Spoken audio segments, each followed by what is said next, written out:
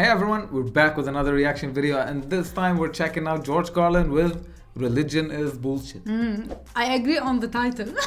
Yeah, right from the starting, get-go. You already agree. You already agree. Yeah. Let's do it. Man, are we ready or what?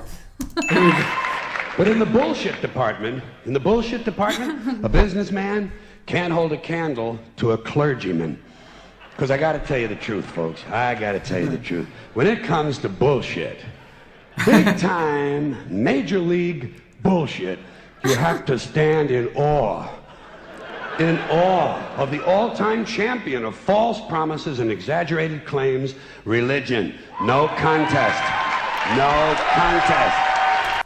Wow, look at the crowd reaction. Oof. Okay. Religion easily has the greatest bullshit story ever told. Think about it. Religion has actually convinced people that there's an invisible man living in the sky who watches everything you do every minute of every day. And the invisible man has a special list of 10 things he does not want you to do. And if you do any of these 10 things, he has a special place full of fire and smoke and burning and torture and anguish, where he will send you to live and suffer and burn and choke and scream and cry forever and ever till the end of time. But he loves you. He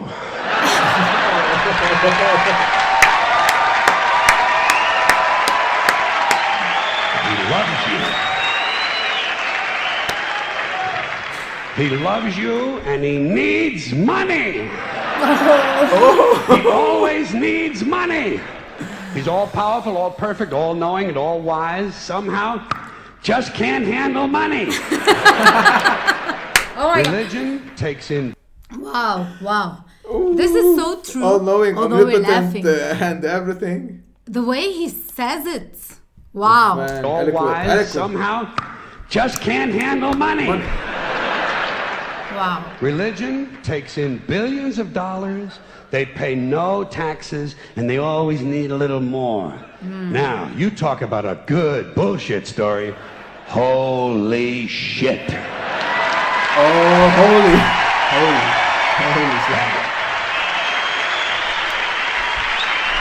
Thank you. But, George Carlin. thank you very much. But I want you to know something. This is sincere. I want you to know, when it comes to believing in God, I really tried. I really tried. I tried to believe that there is a God who created each of us in his own image and likeness, loves us very much, and keeps a close eye on things. I really tried to believe that, but I gotta tell you, the longer you live, the more you look around, the more you realize something is fucked up. Something is wrong here. War, disease, death, destruction, hunger, filth, poverty, torture, crime, corruption, and the ice-capades. Something is definitely wrong. This is not good work. If this is the best God can do, I am not impressed. Results like these do not belong on the resume of a supreme being. This is the kind of shit you'd expect from an office temp with a bad attitude.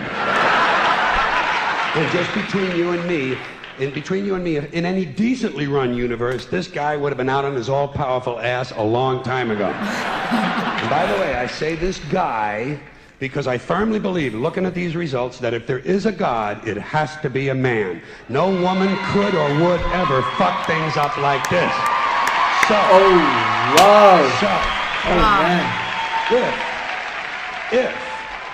If there is a God, I think most reasonable people might agree that he's at least incompetent and maybe, just maybe, doesn't give a shit.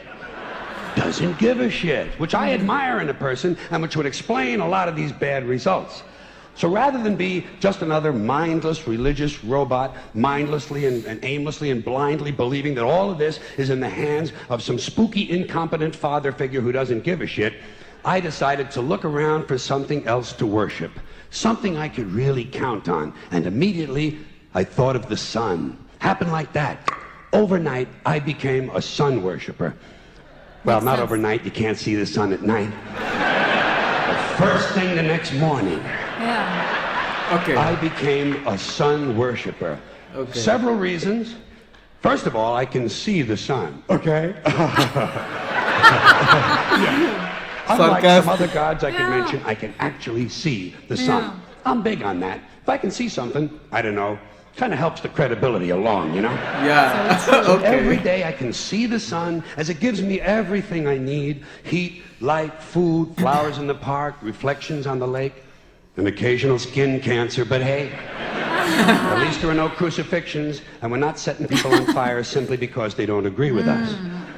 Sun worship is fairly simple. There's no mystery, no miracles, no pageantry, no one asks for money, there are no songs to learn, and we don't have a special building where we all gather once a week to compare clothing. To compare clothing.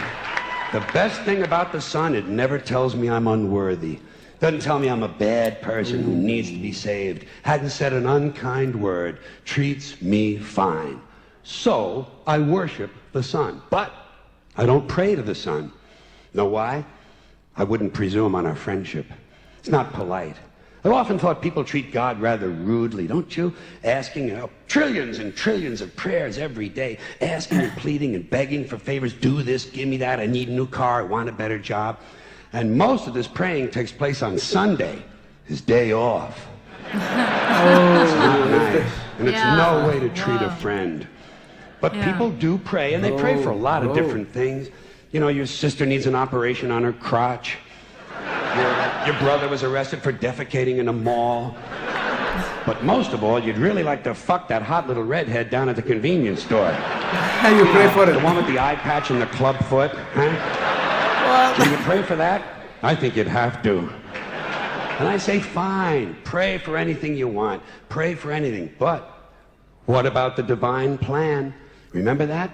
The divine plan. Long time ago, God made a divine plan. Gave it a lot of thought, decided it was a good plan, put it into practice. And for billions and billions of years, the divine plan has been doing just fine. Now you come along and pray for something. Well, suppose the thing you want isn't in God's divine plan. What do you want him to do? Change his plan? Just for you? Doesn't it seem a little arrogant? It's a divine plan. What's the use of being God if every rundown schmuck with a $2 prayer book can come along and fuck up your plan? And here's something else, another problem you might have. Suppose your prayers aren't answered. What do you say? Well, it's God's will. Thy will be done. Fine, but if it's God's will and he's going to do what he wants to anyway, why the fuck bother praying in the first place? Seems like a big waste of time to me. Couldn't you just skip the praying part and go right to his will? It's all very confusing. So to get around a lot of this, I decided to worship the sun. But, as I said, I don't pray to the sun. You know who I pray to? Joe Pesci. Joe Pesci. Joe Pesci. Two reasons. First of all, I think he's a good actor, okay? To me, that counts. Second, he looks like a guy who can get things done. Joe Pesci doesn't fuck around. Doesn't fuck around. Do you know him? In fact, Joe Pesci came through on a couple of things that God was having trouble with. For years, I asked God to do something about my noisy neighbor with the barking dog. Joe Pesci straightened that cocksucker out with one visit. It's amazing what you can accomplish with a simple baseball bat. So I've been praying to Joe for about a year now. And I noticed something. I noticed that all the prayers I used to offer to God and all the prayers I now offer to Joe Pesci are being answered at about the same 50% rate. Half the time I get what I want, half the time I don't. Same as God, 50-50. Same as the four-leaf clover and the horseshoe, the wishing well and the rabbit's foot. Same as the mojo man. Same as the voodoo lady who tells you your fortune by squeezing the goat's testicles. It's all the same, 50-50. So just pick your superstition, sit back, make a wish, and enjoy yourself.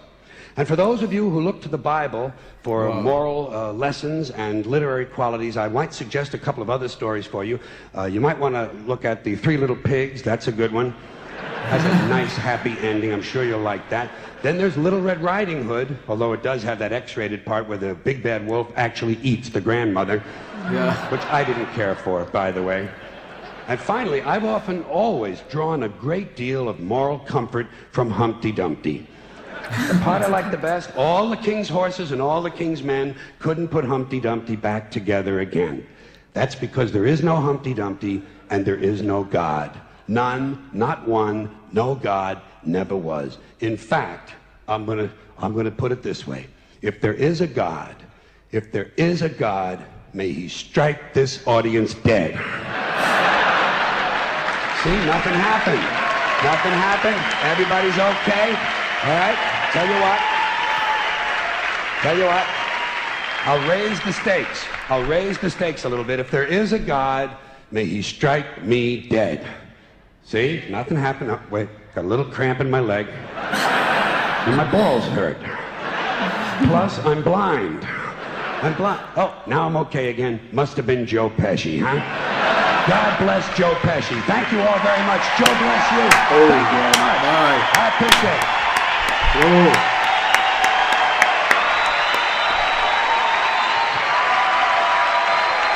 No way.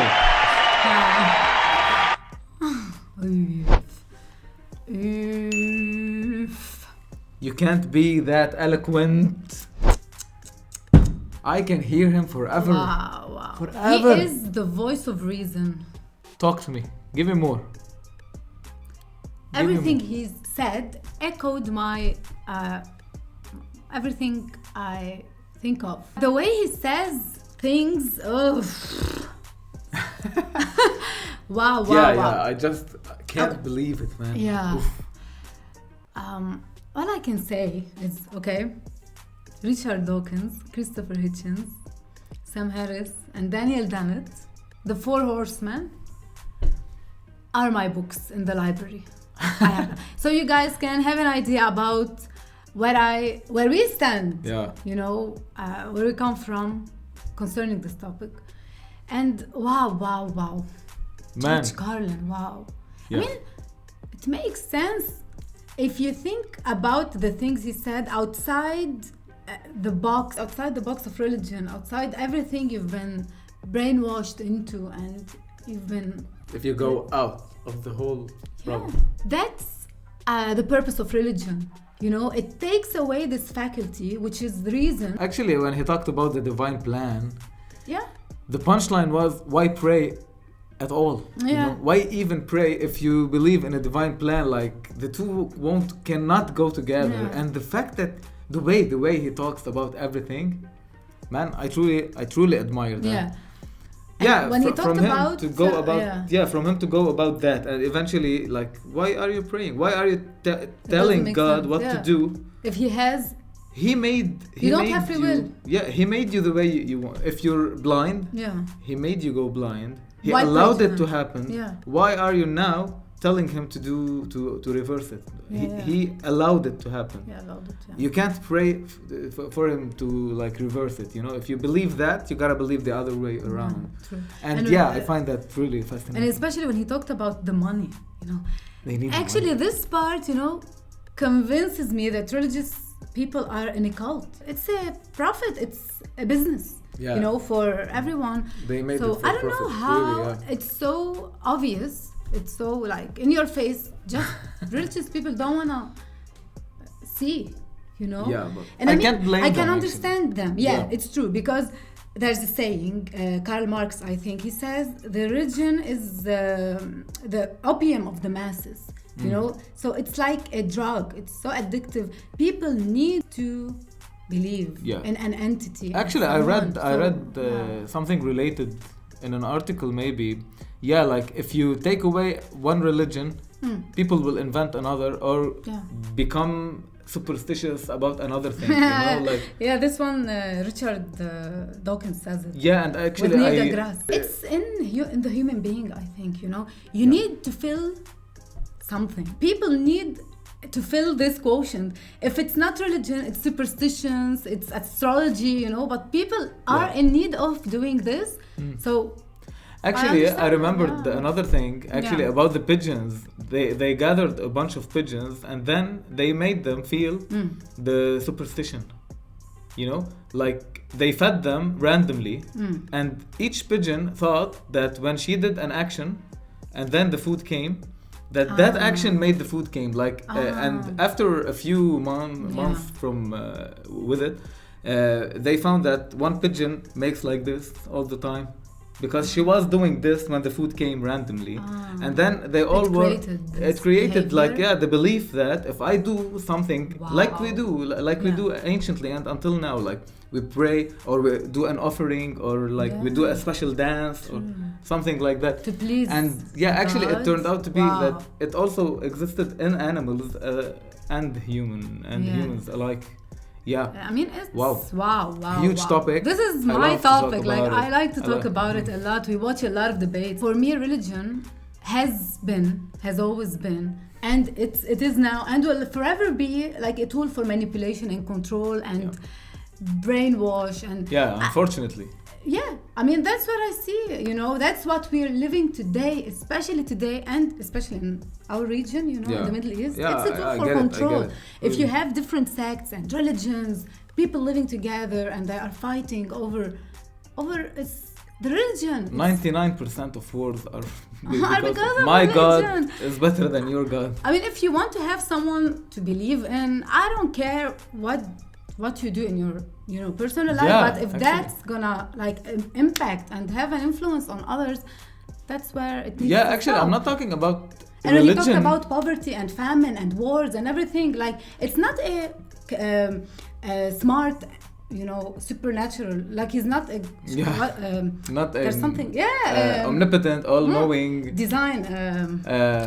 Richard Dawkins used to say it, like it's intelligent, being. Design. It's not an intelligent design. It's chaotic and random. It's random. I believe that too, but actually people we can talk forever. I don't mind religious people. Yeah, me too.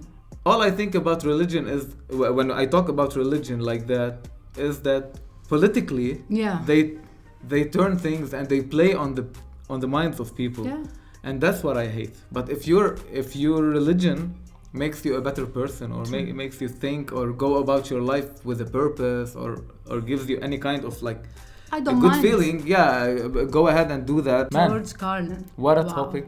Everyone needs to listen and hear this clip. Prophet. George Carlin, the prophet. The greatest satirist and comedian. My favorite. Me too, man. We can talk forever. Really, we can talk about. That's a sum. The video will take forever. Yeah. Now we're gonna have to wrap it up. For any recommendation, make sure to drop down a comment below and don't forget to like the video. And of course, our journey with George Carlin will definitely continue. So stay tuned for more.